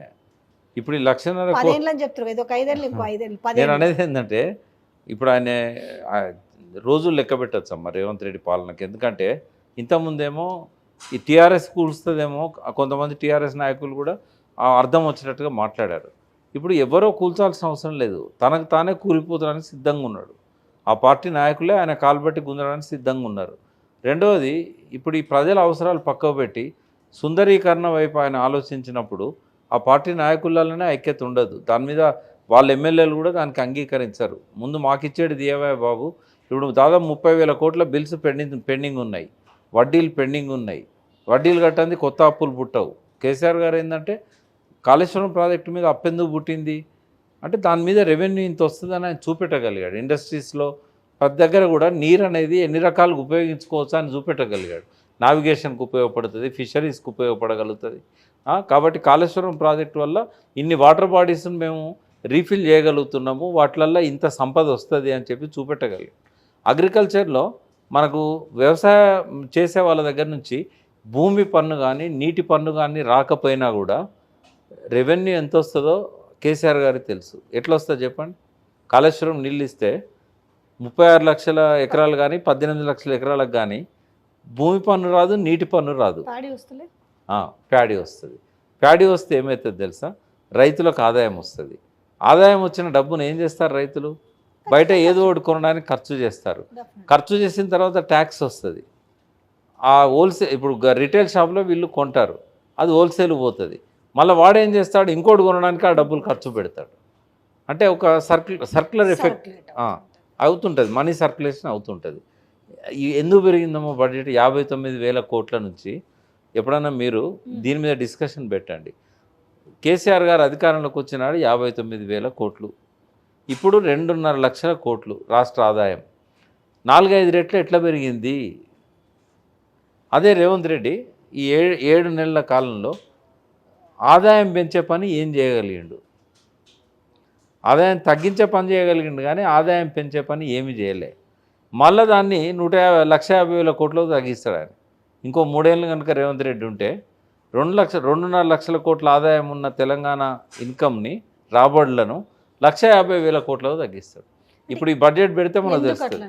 అవగాహన లేకనా, చిత్తశుద్ధి లేకనా, ఏంటి? ఏదో ఒక కారణం. అవగాహన లేకుండా ఉండాలి, ప్రజల మీద చిత్తశుద్ధి లేకుండా ఉండాలి, నెగ్లిజెన్స్ అయి ఉండాలి. ఎందుకు పెంచాలి కానీ తగ్గించుకుంటూ పోవాలనుకుంటే? అవగాహన లేకపోవడం అనేది తప్పు కాదమ్మా.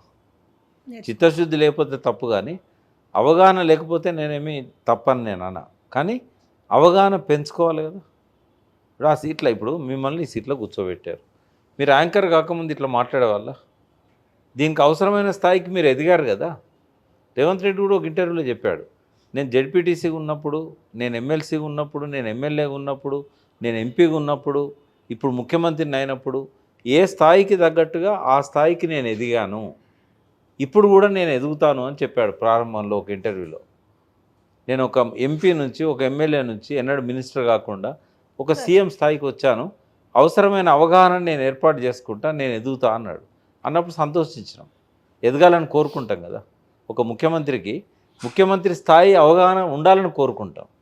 బట్ ఆయన 7 నెలల పాలన చూసినట్టయితే ఆయనకు మంత్రిగా కూడా అనుభవం లేకపోవడం వల్ల ఇట్లా జరుగుతుందని అనిపిస్తున్నది.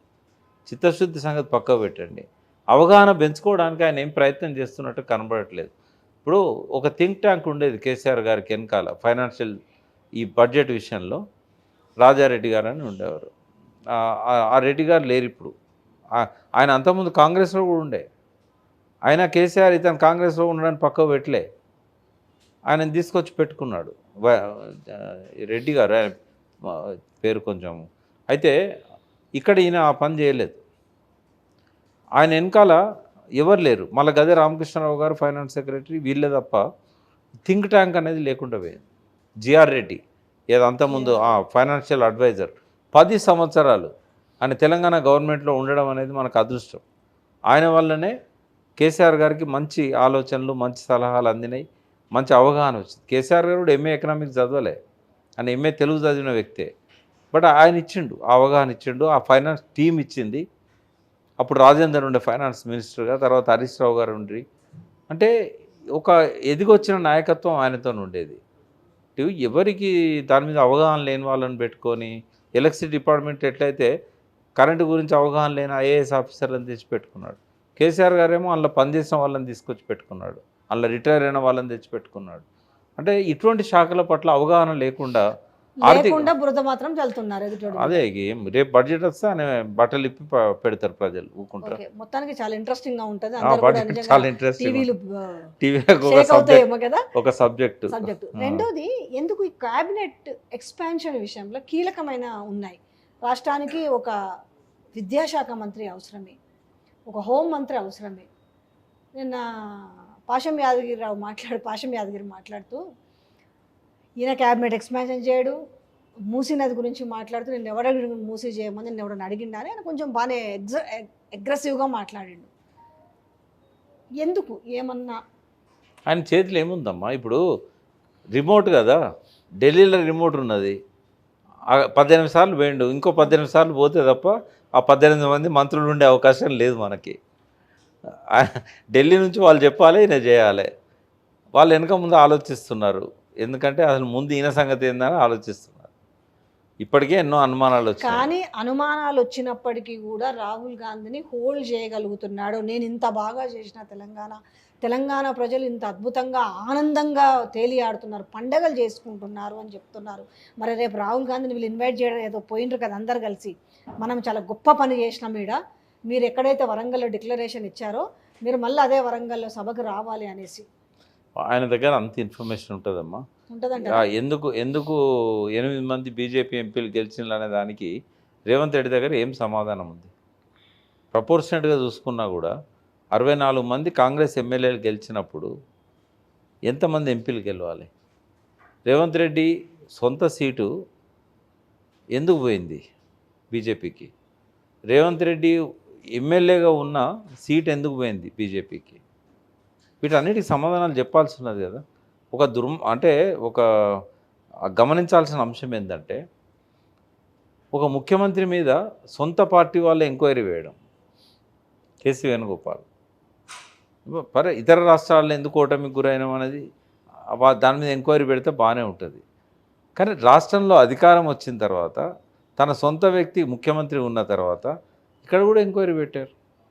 అంటే ఈయన చెప్పిన సమాధానంతో వాళ్ళు సాటిస్ఫై కాలేదంటేనే ఈయన మీద అనుమానాలు వచ్చినాయి. ఎట్లా గెలుస్తారు ఇంతమంది ఎంపీలు? అంటే నీ సపోర్ట్ లేదా? పరోక్షంగా నువ్వు సహకరించలేదా? లేకుండానే కిషన్ రెడ్డి గెలిచాడా? లేకుండానే బండి సంజయ్ గెలిచాడా? ఇదంతా కూడా బీఆర్ఎస్ వైపే కన్వర్ట్ చేస్తున్నారు కదా. బీఆర్ఎస్ సపోర్ట్ వల్ల బీఆర్ఎస్ ఎక్కడైతే గెలిపించాలనుకుందో బీఆర్ఎస్ పూర్తి సహకారంతో అక్కడ 8 మంది గెలవడం జరిగింది అనేది ఆయన చాలా బహిరంగంగా మాట్లాడుతున్న మాటలే కదా. ఇప్పుడు ఒక బీఆర్ఎస్ అభ్యర్థి వెలమ, బీజేపీ అభ్యర్థి బహుజన బీసీ వర్గానికి సంబంధించిన వ్యక్తి. కాంగ్రెస్ అభ్యర్థిని పెట్టాల్సిన పరిస్థితి వచ్చినప్పుడు బీజేపీ అభ్యర్థిని ఓడించాలంటే ఎటువంటి అభ్యర్థిని పెట్టాలి? తన అభ్యర్థిని గెలిపించుకోవాలంటే ఎటువంటి అభ్యర్థిని పెట్టాలి? టీఆర్ఎస్ అభ్యర్థిని బలహీనం చేయాలంటే ఎటువంటి అభ్యర్థిని పెట్టాలి? ఈ ప్రశ్న వస్తుంది. కరీంనగర్ ఎన్నికను మనం తీసుకుందాం. సంజయ్ బీసీ మున్నూరు కాపు, వినోద్ వెలమ. కాంగ్రెస్కు ఒక అవకాశం వచ్చింది, అక్కడ ఒక వ్యక్తిని పెట్టాలి. ఎందుకంటే పొన్నం ప్రభాకర్ మినిస్టర్ అయ్యాడు. ఆయన మినిస్టర్ అయినప్పుడు అక్కడ మన హుజరాబాద్ కాన్స్టిట్యున్సీలో ప్రవీణ్ రెడ్డి గారి టికెట్ ఇవ్వాల్సి ఉండే. ఆయనకి ఇస్తానంటేనే బీఆర్ఎస్లోకి వెళ్ళి వెనుకపోయాడు ఆయన. అప్పుడేమన్నారు, పొన్నం ప్రభాకర్ వచ్చాడు కాబట్టి మీకు కరీంనగర్ ఎంపీ ఇస్తాము, మీరు దానికి పోటీ ఎదురుగానే అని చెప్పారు. ఇక్కడ రెడ్డి క్యాండిడేట్ లేడు, ఒక అతను వెలుమ, ఒక ఆయన BC. Praveen Reddy right candidate. ఆయన గెలిపించుకోవాలన్నా, వాళ్ళకు ఇదివరకు మాటిచ్చింది నిలబెట్టుకోవాలన్నా మంచి పేరున్న వ్యక్తి. ఆయన సౌమ్యుడు, గతంలో కాంగ్రెస్ ఎమ్మెల్యే కూడా. నీ మాట మీదనే పార్టీలోకి వచ్చిండు. మరి ఆయనకి ఇవ్వాల్సిన సీట్ను వెతికి ఇంకొక వెలుమ ఆయనకి ఎందుకు ఇచ్చినావు? అంటే బీజేపీ గెలవాలంటే బీఆర్ఎస్ ఓట్లు చీలాలి, ఇద్దరు వెలుమల మధ్య పోటీ తీసుకురావాలి. సక్సెస్ పెట్టిండు రేవంత్ రెడ్డి, ఆయనను గెలిపించాడు. ఒకటి చెప్తాను నేను. మల్కాజ్గిరిలో నియోజకవర్గానికి బయట నుంచి ఒక క్యాండిడేట్ తెచ్చిపెట్టాల్సిన అవసరం ఏమొచ్చింది? పోనీ ఆ క్యాండిడేట్నే పెట్టాలనుకున్నప్పుడు సునీత కంటే మహేందర్ రెడ్డి చాలా పవర్ఫుల్. ఆయన చాలా సంవత్సరాలు మంత్రిగా చేశాడు, మళ్ళీ మంత్రి గుండె మొన్నటిదాకా. ఆయనకు జిల్లా అంతా ఫాలోయింగ్ ఉన్నది, మేడ్చల్లో కూడా ఆయనకు ఫాలోయింగ్ ఉంది. నువ్వు ఆయన ప్లేస్లో ఆయన వైఫ్ని పెట్టావు. రెండవది, అక్కడ క్యాంపెయిన్ లేదు, అది నీ సీటు. ఏం ప్రచారం చేసేవాడికి పోయి? పరోక్షంగా ఈటల రాజేందర్ని గెలిపించాలనే లక్ష్యం లేకపోయినట్టయితే నువ్వు అక్కడ బలమైన క్యాండిడేట్స్ ఉండగా ఎక్కడో తాండూరు నుంచి తీసుకొచ్చి ఆమెకి ఇవ్వాల్సిన అవసరం ఏంది? బహిరంగంగా చెప్పుకున్నారు ఇక్కడ నిజామాబాద్లో. కరీంనగర్లో ఎంపీగా 2 సార్లు పోటీ చేసిన జీవన్ రెడ్డిని నిజామాబాద్ కింద తీసుకొచ్చి పెట్టాలి. నిజామాబాద్లో లేరా కాంగ్రెస్కి? అక్కడ ఒక ఇప్పుడు మినిస్టర్ అవుతానని చెప్పి ఎక్స్పెక్ట్ చేసిన వ్యక్తి ఆయన పార్టీ కార్యకర్తల మీటింగ్లో ఏం చెప్తారంటే జీవన్ రెడ్డి వచ్చి మళ్ళీ జిల్లా పెత్తనం చేయాలనుకుంటాడు, ఆయన ఎంపీగా మనం గెలిపించినట్టయితే ఇక నాకేం ఉండదు ఈడ, మీరే ఆలోచించుకోండి అని చెప్పి అరవింద్ని గెలిపించాలని ఇండైరెక్ట్ సజెషన్స్ ఇచ్చాడు. ఓ ముస్లిం నాకు ఫోన్ చేశాడు ఆ మీటింగ్లోకి వెళ్ళి బయటకు వచ్చి, అన్న ఏందన్నా ఇది, మేము కాంగ్రెస్ ఏదో ముస్లింలకు తోడుగా ఉంటుంది అనుకుంటే ఈయన బీజేపీని గెలిపి జీవన్ రెడ్డి రావద్దని చెప్తాడు మీటింగ్లో, ఓపెన్ కార్యకర్తల మీటింగ్లో. సరే సార్, మీరు అన్నదే వాస్తవం అనుకుంటే లాస్ట్ పాయింట్, సికింద్రాబాద్ అసలు కథ ఇక్కడ ఉంది. కిషన్ రెడ్డిని గెలిపేయడానికి ఎన్ని సర్కస్ ఫీట్లు చేశాడంటే రేవంత్ రెడ్డి, దానం నాగేందర్ ఎంపీ టికెట్ అడగలేదు, ఇవ్వడం కూడా అది కరెక్ట్ కాదు ఆయనకు. ఎంపీ టికెట్ అడిగి హామీ తీసుకొని పార్టీ మారింది రామ్మోహన్. గల్లీ గల్లీ తెలుసు రామ్మోహన్కు, కార్పొరేటర్లు అందరు పరిచయమే, అన్ని పార్టీల వాళ్ళు పరిచయమే, ఎవరు అడిగినా ఆయన పనులు ఇచ్చిండు, ఎక్కడ ఏది జరిగినా పోయిండు ఆయనే రైట్ పర్సన్ అక్కడ. ఆయనకు సీట్ ఇవ్వాలి, ఇస్తానని చెప్పిండు కూడా, చెప్తేనే పార్టీ మారిండు, ఆయనకి ఇవ్వలేదు. సరే ఇవ్వలేదు, ఏ కారణంతోనో నాగేందర్కి ఇచ్చావు. ఇచ్చిన తర్వాత ఆయన గెలిపించాల్సిన బాధ్యత ఈయనకు అప్పచెప్పాలి కదా. నువ్వు మేయర్గా పనిచేసినావు 5 ఏళ్ళు, నీకు 7 కాన్స్టిట్యున్సీలలో నీకు పేరుంది, నాగేందర్కి ఒక్క ఖైరతాబాదులోనే ఉన్నది, నువ్వు ఈయన కుడిభుజంలాగా ఉండి గెలిపించాలని చెప్పాలి కదా. ఆయన ఏం చేసిండు, ఆయన తిరిగితే ఓట్లు నాగేందర్కి ఎడపడతాయో, కిషన్ రెడ్డికి పోవాల్సిన ఓట్లు నాగేందర్ పడతాయని చెప్పి మహేశ్వరంలో ఇన్ఛార్జిగా పెట్టిండు. ఎక్కడ చేవెళ్ళ కాన్స్టిట్యున్సీ. బొంతు రామ్మోహన్కు మహేశ్వరంకి ఏం సంబంధం? తనకున్న శక్తులను ఎట్లా ఉపయోగించుకోవాలి గెలిపించుకోవాలంటే, అంటే కావాలనే కిషన్ రెడ్డిని గెలిపించడానికి దానం నాగేందర్ను పెట్టిండు, రామ్మోహన్ అక్కడి నుంచి తప్పించాడు. ఇది స్ట్రాటజీ. ఓకే, మీరు అనుకున్నదే ఒకవేళ నిజం అనుకుంటే ఎందుకు చేసిండు అట్లా, ఏం ఉపయోగము? కృతజ్ఞత ఏ విషయంలో? రేవంత్ రెడ్డి కాంగ్రెస్ పార్టీకి 64 సీట్లు రావడానికి అతి బాగా కష్టపడ్డది, ఆలోచించింది, ప్రణాళికలు వేసింది, ఒక దీర్ఘకాలిక లక్ష్యం కోసం పనిచేసింది నరేంద్ర మోడీ గారు. 5-6 నెలల శ్రమ ఉంది ఆయనది. ఆఖరికి ఏ స్థాయికి పోయిందంటే తన కొమ్మను తను నరుకునే స్థాయి దాకా పోయిండు మోడీ. రాజకీయాల్లో ఎట్లుంటుందమ్మా, శత్రువులు కదా బీజేపీ కాంగ్రెస్ కూడా ఎప్పటికి కూడా వైరమే. కాదు అట్లాంటి నేపథ్యంలో ఆయన ఇక్కడ గెలిస్తే వాళ్ళకు ఉపయోగం ఏంది మరి? నేను ఇదివరకు కూడా చెప్పాను, మళ్ళీ చెప్తున్నా. కేసీఆర్ అనేవాడు మోడీకి ఒక థ్రెట్గా తయారయ్యాడు. ఎందుకు తయారయ్యాడు? ఉన్నకాడు ఉండకుండా దేశం మొత్తం విస్తరించాలనుకున్నాడు. మహారాష్ట్రలో పోయి చిచ్చు పెట్టాడు. ఇతర రాష్ట్రాలలో కూడా ఇక్కడ జరుగుతున్న పనుల మీద పెద్ద పెద్ద అడ్వర్టైజ్మెంట్స్ ఇచ్చి ప్రజల మనసులు గెలుచుకున్నాడు. యుద్ధంలో చనిపోయిన సైనికులకు కావచ్చు, రైతులు ఎవరైతే బార్డర్లో మరణించారో ఢిల్లీ, పంజాబ్, హర్యానా, వాళ్ళకు నష్టపరిహారం ఇచ్చాడు. దేశవ్యాప్తంగా ప్రతిపక్ష నాయకునిగా ఎదుగుతున్నాడు. కాంగ్రెస్ ఏమో తెలిసిన శత్రువు మోడీకి, కేసీఆర్ ఏమో ఎదుగుతున్న శత్రువు. సో ఇక్కడనే ఆయన లేకుండా చేసినట్టయితే దేశవ్యాప్తంగా తనకు ఎదురుండదు. రాహుల్ గాంధీ ఆయన ముందర ఎప్పుడు పిల్లవాడే, ఆయన ఎప్పటికైనా నన్ను ఎదుర్కోవడానికి ఒక నమ్మకం ఆయనకు ఉన్నది. కాబట్టి కేసీఆర్ ఏమన్నా డెవలప్ అవుతాడేమో, ఈయనని ఇక్కడ 3వసారి రానిచ్చినట్టయితే నా పప్పులు ఉడకవు. ఈ శాశ్వతంగా బీజేపీ రూల్ చేయాలనుకుంటుంది కదా, ఒకే ఓటు, ఒకే హక్కు, ఒకే దేశం, ఒకే పార్టీ అని పెడతాడు కదా. సో కేసీఆర్ని అనగదొక్కాలి. కేసీఆర్ని అనగదొక్కాలంటే ఇక్కడ ఒక 2-3 సంవత్సరాలు రీసెర్చ్ సంస్థలు నడిపారు. ఎవ్రీ వీక్ రిపోర్ట్స్ చేయడానికి హైటెక్ సిటీలో ఒక పెద్ద ఆఫీస్ పెట్టి 300 కోట్ల బడ్జెట్ పెట్టి ఓ 300-400 మందిని ఎంప్లాయీస్ని పెట్టి ఎవ్రీ వీక్ రెగ్యులర్గా మానిటరింగ్ చేశారు. పీకే బయటికి ఎక్స్పోజ్ అవుతాడు, ఆయన ఎక్కడికి పోతే అక్కడ బయటకు వస్తుంది వార్త. కానీ వాళ్ళు పెట్టుకున్న వాళ్ళు వేరే ఉన్నారు. సునీల్ కనుగోలు లాగా, పీకే లాగా ఓ టీంను తయారు చేసి పెట్టుకున్నారు వాళ్ళు. వాళ్ళు ఇచ్చిన రిపోర్ట్స్ ప్రకారం ఏం తెలిసింది అంటే ఒక 6-7 నెలల ముందు లేదా 1 ఇయర్ ముందు బీజేపీ ఉనికి ఓన్లీ 35 నియోజకవర్గాలనే ఉంది. పోటీ ఇవ్వగలిగేది 15 స్థానాలే. ఎప్పుడైతే ఆ రిపోర్ట్ వచ్చిందో 10 ఏళ్ళు అధికారంలో ఉన్న వ్యక్తికి యాంటీ ఇన్కంబెన్సీ ఉంటుంది. 35 స్థానాలలో కనుక మనం చీల్చే పరిస్థితి ఉన్నప్పుడు మళ్ళీ కేసీఆరే వస్తాడు. కాబట్టి 1 సైడ్ ఉండాలి, ప్రతిపక్షం ఓటు అంతా కూడా 1 సైడ్ ఉండాలి, చీలకూడదు. ఏం చేసినా మనం గెలవం, మనకు అధికారం రాదు. కాబట్టి ఏం చేశాడు ఆయన, బండి సంజయ్ దూకుడు కళ్ళెం వేయడానికి తెలివిగా ఆయన తప్పించాడు. ఒక మైల్డ్గా ఉండే కిషన్ రెడ్డిని ముందు పెట్టాడు. అంటే బీజేపీ ఎదగకూడదు. ఇప్పుడు వైద్య భాషలో ఆటో ఇమ్యూన్ డిసీజ్ అంటాం. అంటే చెడు బ్యాక్టీరియాలతో పోరాడాల్సిన మన బ్యాక్టీరియాలు మన శరీరం మీదనే దాడి చేస్తాయి. వెన్నుపోటు అంటాం దాన్ని. ఆ ఆటో ఇమ్యూన్ డిసీజ్ లాగా బీజేపీని ఎదగనీయకుండా చేయడంలో కేసీఆర్ను కొట్టే కుట్ర ఉంది. అది రేవంత్ రెడ్డితో కొల్లుడై చేసిండా, లేకుంటే తనకు తానే కేసీఆర్ను రాకుండా ఆపడానికి తన ఓటు షేర్ను బలి చేసుకున్నాడా, లేదా అంతకుముందే ఒప్పందమైందా, కేంద్రంలో నన్ను గెలిపి రాష్ట్రంలో నిన్ను గెలిపిస్తా అని చెప్పి. రాహుల్ గాంధీతో అనేది జరగదు. ఇక్కడ లోకల్ ఏమన్నా పీసీసీ ప్రెసిడెంట్తోని ఆ అండర్స్టాండింగ్కి వచ్చారా అనేది మనకు తెలియదు. బట్ అంతిమంగా మనకు రిజల్ట్స్ తర్వాత మనం చూస్తే ఏంటంటే అసెంబ్లీలో ఏకపక్ష పోటీకి మోడీ తెరదీశాడు. అందుకే వన్ సైడ్ ఓటింగ్ అయింది కాబట్టి 41% వాళ్ళకు, 39% ఆ రోజు వాళ్ళకు వచ్చినాయి. నిజంగానే ట్రయాంగిల్ ఫైట్ ఉంటే 60-70 స్థానాలలో కేసీఆర్ అంచనా తప్పేది కాదు. ట్రయాంగిల్ ఫైట్ రాకుండా చూసింది ఎవరు? ఈ ప్రమాదాన్ని గుర్తించలేకపోయింది. గుర్తించలేదు. మేము కూడా ఎలక్షన్ అయినాక కానీ మాకు అర్థం కాలేదు ఈ కుట్ర అంతా ఇంత డీప్గా ఉందనేది. ఇది చెప్పినా కూడా ఇప్పుడు చాలామంది నమ్మరు, బట్ జరిగింది అది. కానీ చాలా చక్కగా చెప్పారు. అంటే కొంచెం నిజమా, దానికి దగ్గరగా ఉంది, వాస్తవము.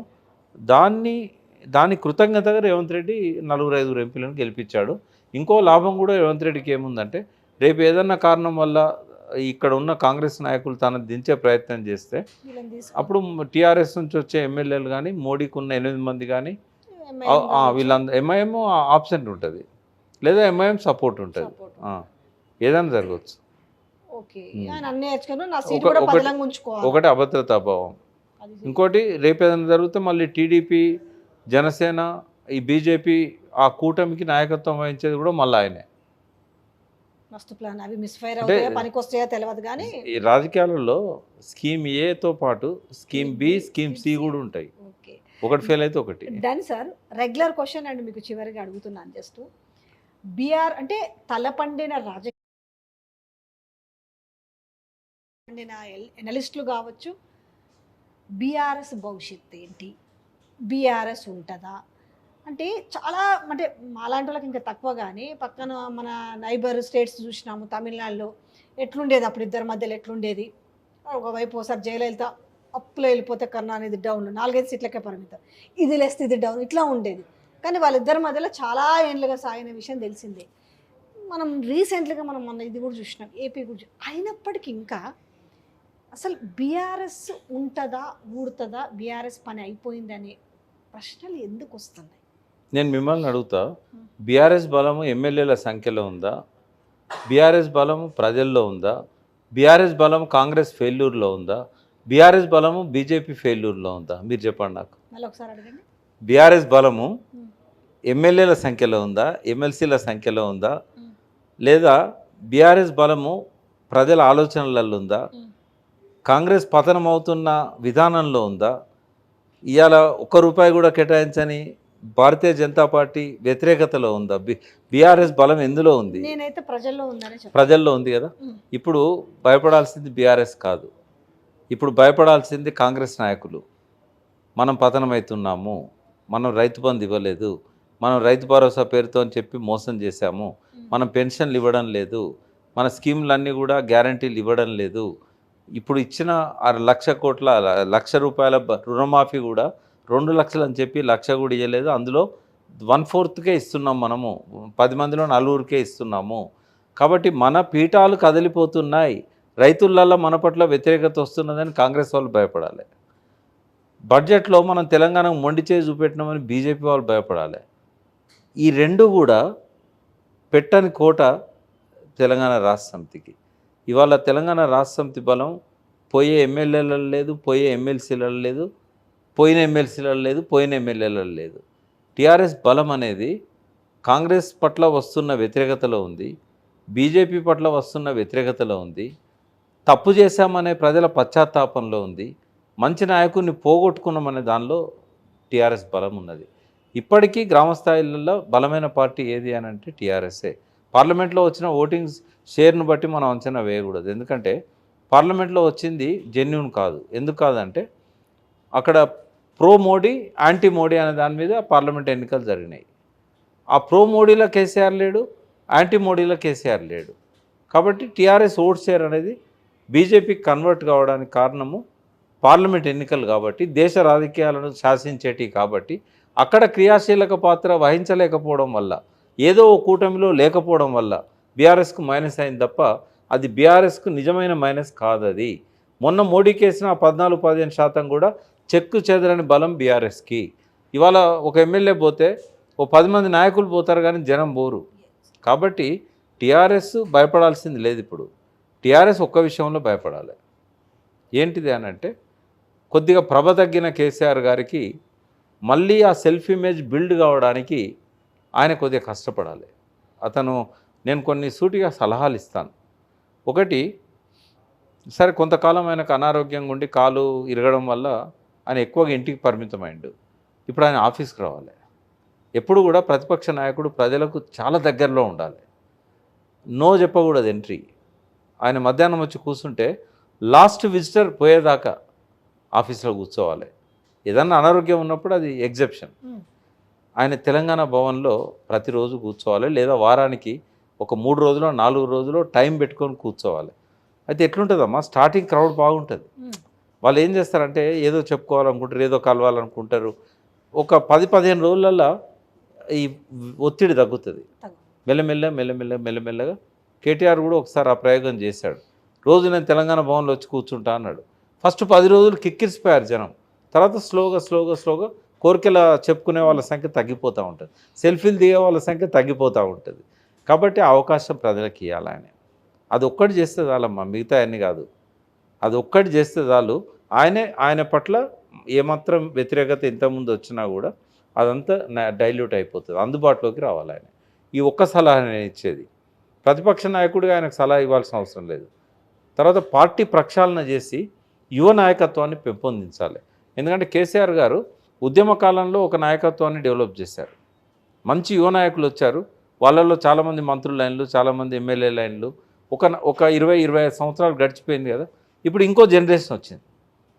ఈ జనరేషన్ను పికప్ చేసుకోవాలి. ఆయన కొత్త రక్తాన్ని ఎక్కించాలి బీఆర్ఎస్లోకి.